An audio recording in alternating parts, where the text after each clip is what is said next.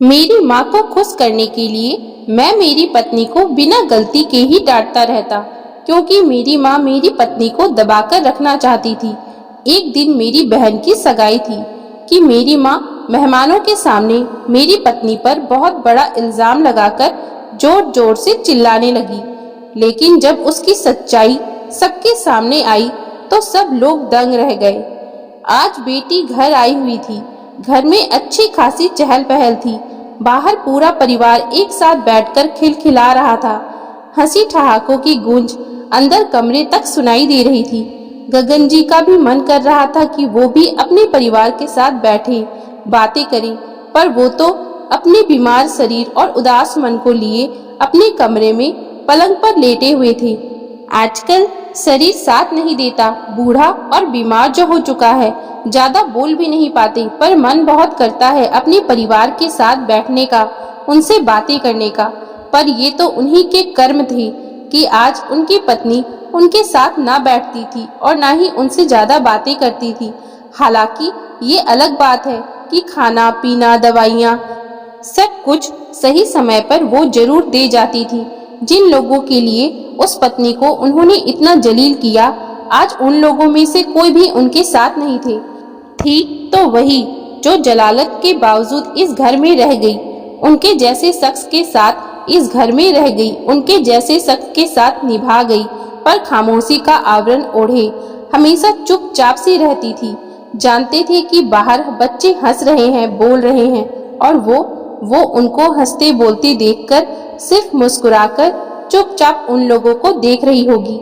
आज भी याद है उन्हें, जब सुमन उनकी पत्नी बनकर इस घर में आई थी। कितनी खुश मिजाज थी वो, हमेशा हंसती खिलखिलाती रहती थी। उसका यही स्वभाव तो पसंद आया था उन्हें, जब उन्होंने अपने एक रिश्तेदार की शादी में उसे देखा था। बस एक नजर में ही उनकी बेबाक हंसी उनके दिल को भा गई थी और इसलिए उन्होंने शादी के लिए हाँ कर दी। पर ये नहीं पता था कि इसी हंसी के वो दुश्मन हो जाएंगे। अक्सर अम्मा से डांट भी खा लेती। आखिर बहू का इतना हंसना बोलना उन्हें पसंद नहीं था। और फिर अपनी अम्मा का मन रखने के लिए गगन जी भी सुमन को ही डांटकर चुप करा देते थे। लेकिन सुमन भी क्या करती, अपने स्वाभाविक स्वभाव को तो छोड़ नहीं सकती थी, और उसका स्वभाव तो वैसे ही हंसमुख था। तो फिर कुछ देर बाद वापस वैसी ही हो जाती। गगन जी भी मन ही मन मुस्कुराकर रह जाते, पर अम्मा के सामने खुलकर जाहिर नहीं करते। लेकिन उस दिन जो कुछ हुआ, उसके बाद सुमन का वो स्वाभाविक स्वभाव कहाँ गायब हो गया। उसकी कसक आज भी गगन जी के मन में थी। जरा सी हिम्मत नहीं कर पाए अपनी अम्मा के सामने, ये जानते हुए कि पत्नी सही है, और पत्नी को ही दबाकर रख दिया। उस दिन छोटी बहन जानकी की सगाई थी। बड़ी बहन आरती भी घर पर आई हुई थी और कई खास रिश्तेदार घर पर मौजूद थे। सगाई का प्रोग्राम पूरा हो चुका था। सुमन और आरती ने सारा सामान अम्मा के कमरे में रख दिया था। सुमन के मायके वाले अपने घर रवाना हो चुके थे। बाहर सभी खास रिश्तेदार बैठे बातें कर रहे थे। गगन भी उन्हीं लोगों के साथ था। इधर सुमन रसोई में काम कर रही थी कि बाहर से अम्मा जी की जोर जोर से चिल्लाने की आवाज आई। हे भगवान, मैं तो लुट गई, बर्बाद हो गई। कौन बैरी दुश्मन पीछे पड़ा है। अचानक अम्मा की आवाज सुनकर सब लोग अंदर की तरफ भागे। अम्मा अपने कमरे में थी। गगन ने आकर अम्मा से पूछा, क्या हुआ अम्मा, इस तरह रो क्यों रही हो, क्या हो गया। पर अम्मा तो जोर जोर से छाती पीट पीट कर दहाड़े मार के रो रही थी, चुप होने का नाम ही नहीं ले रही थी। अरे बताओ तो सही, क्या हुआ है। रोना बंद करोगी तो हमें पता चलेगा ना। पीछे से मामा जी ने भी कहा। मामा जी की बात सुनकर अम्मा रोते हुए बोली, अरे जानकी के ससुराल से आए हुए गहने कहाँ हैं, मिल नहीं रहे, जरूर चोरी हो गए होंगे। हे भगवान, मैं इसके ससुराल वालों को क्या जवाब दूंगी, मैं तो बर्बाद हो गई। अम्मा रोती रोती बोली। अम्मा के बोलते ही अजीब सी खामोशी घर में छा गई। अरे ध्यान से देख, इन्हीं सामान में कहीं रखा होगा। मामा जी दोबारा बोले। भैया, पूरा सामान ऊपर नीचे करके देख चुकी हूँ, पर गहने नहीं हैं, जरूर चोरी हुए होंगे। अरे शुभ शुभ बोल, एक बार हमें देखने दे। अम्मा को परे हटाकर मामा जी खुद सामान चेक करने लगे, लेकिन उसमें गहने नहीं थे। फिर कुछ सोचकर मामा जी बोले, अरे गहने कोई इन सामानों के साथ यहाँ रखेगा क्या? अलमारी में रख दिए होंगे तुमने, देख जरा। अरे मैंने सामान कहाँ रखा है? सामान तो आरती और सुमन रख रही थी। हाँ तो आरती और सुमन से पूछ ले, जरूर उन्होंने अलमारी में रख दिए होंगे। मामा जी के समझाने पर अम्मा ने आशा भरी नजरों से आरती की तरफ देखा तो आरती ने कहा, अम्मा मुझे क्या देख रही हो? कोई मैंने थोड़ी ना गहने लिए हैं, अपनी बहू से पूछो, उसी ने कहीं रख दिए होंगे। आरती के जवाब को सुनकर सुमन दंग रह गई, क्योंकि गहने की थाली तो आरती ही उठाकर लाई थी और गहने रखे भी उसी ने ही थे। जीजी ऐसा क्यों बोल रही हो? गहने तो आप ही लेकर आई थी ना। सुमन का ऐसा कहना हुआ और आरती ने रोना धोना मचा दिया। अब मेरे मायके में ही मुझ पर चोरी का इल्जाम लगेगा, यही दिन दिखना बाकी रह गया था। आज मेरे बापू जिंदा होते तो मजाल थी कोई मुझे इतना कहकर दिखा देता। उसे रोता देखकर अम्मा सुमन पर दहाड़ पड़ी, खबरदार, जो मेरी बच्ची पर चोरी का इल्जाम लगाया तो तूने ही गहने लिए होंगे। ये मेरी बेटी है, इसको मैं बचपन से जानती हूँ। अरे जन्म दिया है मैंने इसे, इसमें मेरे संस्कार कूट कूट कर भरे हैं। तू बाहर से आई है, जरूर तूने ही गहने लिए होंगे और तेरे मायके वालों को दे दिए होंगे, तभी तेरे मायके वाले इतनी जल्दी चले गए। बस अम्मा जी, आप मेरे माता पिता पर चोरी का इल्जाम कैसे लगा सकती हो? मैंने तो गहनों की शक्ल तक नहीं देखी, चुराना तो दूर की बात है। सुमन ने पलटकर जवाब दे दिया। बस फिर क्या था, आरती और अम्मा दोनों ही सुमन पर चढ़ पड़ी, लेकिन इस बार सुमन भी बराबर जवाब दे रही थी। आखिर उस पर चोरी का इल्जाम लगा था, कोई छोटी मोटी बात थोड़ी न थी। घर में इतना हंगामा होते देखकर मामा जी ने बीच बचाव किया, लेकिन आरती और अम्मा तो चुप होने का नाम ही नहीं ले रही थी। सच सच बता, गहने कहाँ पर है? अगर तू नहीं बोलेगी तो तेरे माँ बाप से जाकर गहने लेंगे हम लोग और वहीं सबके सामने उनकी इज्जत की मटियां मेल करेंगे। अम्मा जी, मेरे माँ बाप इज्जतदार लोग हैं, कोई चोर उचक्के नहीं जो आपके घर पर बुलावे पर आएंगे और सामान चोरी करके ले जाएंगे। सुमन ने थोड़ी तेज आवाज में कहा। बस सुमन, तुम मेरी अम्मा से किस तरह से बात कर रही हो? याद रखो तुम इस घर की बहू हो, अपनी आवाज को नीचे रखकर बोलो। और अगर गहने लिए भी हैं तो दे दो, कोई तुमसे कुछ नहीं कहेगा। अचानक गगन सुमन पर बिगड़ गया। गगन के इस जवाब से सुमन हक्की बक्की रह गई। मतलब गगन भी उस पर ही इल्जाम लगा रहा था। एक लड़की जो ससुराल को अपना घर मान लेती है, आज वहाँ सुमन बिल्कुल अकेली खड़ी थी, पति तक साथ नहीं था। गगन के जवाब के बाद सुमन की नजर आरती से टकराई तो वो मंद मंद मुस्कुरा रही थी। इससे बड़ी जीत और क्या हो सकती थी? लेकिन तब तक आरती का 9 साल का बेटा अपने हाथ में एक कपड़े की छोटी सी पोटली लेकर आया और सबके सामने ही बोला, माँ ये अपना सामान नहीं है, किसी ने गलती से अपने सामान में रख दिया। उसे देखते ही आरती के चेहरे पर पसीने की बूंदें चमकने लगी। उसके चेहरे पर डर देखकर मामा जी ने वो पोटली उस बच्चे के हाथों से अपने हाथों में ले ली और उस पोटली को खोलकर देखा तो सब भौचक्के रह गए। उसमें जानकी के ससुराल से आए हुए गहने थे। सबने हैरानी से आरती की तरफ देखा, पर वो तो बेशर्मों की तरह अपने बेटे का हाथ पकड़ कर दूसरे कमरे में चली गई, जैसे कुछ हुआ ही ना हो। रिश्तेदार मुंह पर हाथ रखकर दबी जबान से बातें करने लगे। तभी अम्मा जी बोली, अरे वो भूल गई होगी रखकर, इसमें यूं जबान दबाकर बात करने की क्या जरूरत है?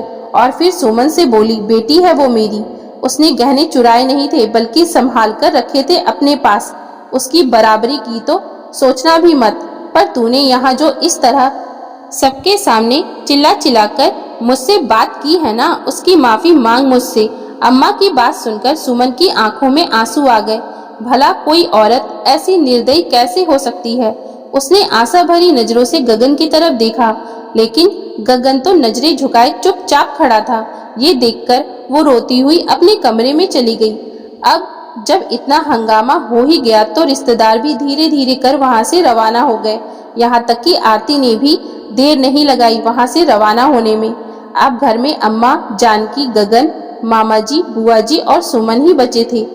लेकिन अम्मा तो अब अनशन पर बैठ गई कि जब तक बहू माफी नहीं मांगेगी तब तक मैं पानी की बूंद तक नहीं पीऊंगी। आखिर उसने इतने रिश्तेदारों के सामने मुझसे ऊंची आवाज में बात की तो की कैसे? सबके सामने मेरी बेइज्जती कर दी। आखिर गगन ने समझाया, अम्मा जो बात हो गई अब उसे छोड़ो भी। आप पानी पी लो, आपकी तबीयत बिगड़ जाएगी। अरे ऐसे कैसे छोड़ दूं?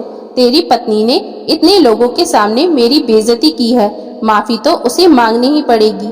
अम्मा अपनी ही ऐंठ में बोली, पर अम्मा आरती जीजी ने भी तो गलती की थी। आखिर सुमन की क्या गलती?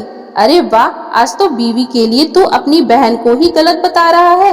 अरे वो गहने रखकर भूल गई होगी। भला कौन बेटी अपने घर में चोरी करती है? लेकिन बहू को तो इज्जत को ढक कर रखना चाहिए था। वो भी सबके सामने बेशर्मों की तरह लड़ पड़ी मुझसे। अब तू उसका साथ दे रहा है। इससे अच्छा तो मैं मर जाती तो ज्यादा अच्छा था। पर याद रख, पत्नी तो फिर भी तुझे दोबारा मिल जाएगी, माँ नहीं मिलेगी दोबारा। अम्मा आंसू बहाते हुए बोली। आखिर अपनी माँ को रोता देखकर गगन वहाँ से उठा और सीधे सुमन के पास कमरे में पहुँच गया और जाकर बोला, सुमन क्या ऐंठ में बैठी हुई हो तुम? जाकर अम्मा से माफी मांग लो ना। देखो उन्होंने पानी की बूंद तक नहीं पी है, कहीं उनकी तबीयत खराब ना हो जाए तो इसकी जिम्मेदारी मेरी है क्या? मैं क्यों माफी मांगू? चोरी तुम्हारी बहन ने की थी, मैंने थोड़ी ना की थी। मेरे माँ बाप को ताने भी वो लोग मार रहे थे, इल्जाम भी मुझ पर वो लोग लगा रहे थे, और माफी मैं ही मांगू? तुम्हारी अम्मा पानी नहीं पी रही है तो उसमें मैं कुछ नहीं कर सकती। आखिर उनकी गलती के लिए मैं क्यों माफी मांगू? सुमन समझो तो, देखो पत्नी तो मुझे और मिल जाएगी, लेकिन माँ तो एक ही है मेरे पास, वो दोबारा नहीं मिलेगी। तुम्हारी एक माफी से उन्हें खुशी मिलती है तो माफी मांग लो ना। गगन ने अपनी आवाज ऊंची करते हुए कहा। उसके इस जवाब से सुमन के अंदर कुछ दरक सा गया। पत्नी और मिल जाएगी पर माँ दूसरी नहीं मिलेगी तो पत्नी फिर हाथ थामकर इस घर में लाई क्यों गई? इस घर में मेरी जगह कहाँ है? सोच सोचकर सुमन का रोना छूट गया। पर माता पिता को दुख ना हो, उन तक यह बात ना पहुँचे, इसलिए आंसुओं का घूंट पीकर मामा जी और बुआ जी के सामने उसने अम्मा से आखिर पैर छूकर माफी मांग ली। इससे अम्मा के झूठे स्वाभिमान को बहुत तसल्ली मिली, लेकिन सुमन के स्वाभिमान के टुकड़े टुकड़े हो गए। लेकिन वो आखिरी दिन था जब सुमन को इतना बोलते हुए देखा था। उसके बाद तो वो बिल्कुल खामोश हो गई। अब ना वो ज्यादा किसी से बोलती थी और ना ही खिलखिलाती थी। हाँ और हूँ में जवाब देकर अपने काम से काम रखती थी, ना किसी से लेना ना किसी को देना। जिसने जो काम कह दिया चुपचाप कर लेना और फिर एक तरफ चुपचाप बैठ जाना। सोचते सोचते गगन जी के आंखों में आंसू आ गए। तभी सुमन अंदर कमरे में आई।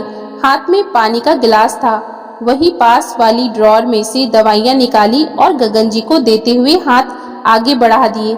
लेकिन गगन जी ने हाथ में दवाई लेने की जगह अपने दोनों हाथ जोड़ दिए और अपनी कपकपाती आवाज में कहा, सुमन अब तो माफ कर दो मुझको।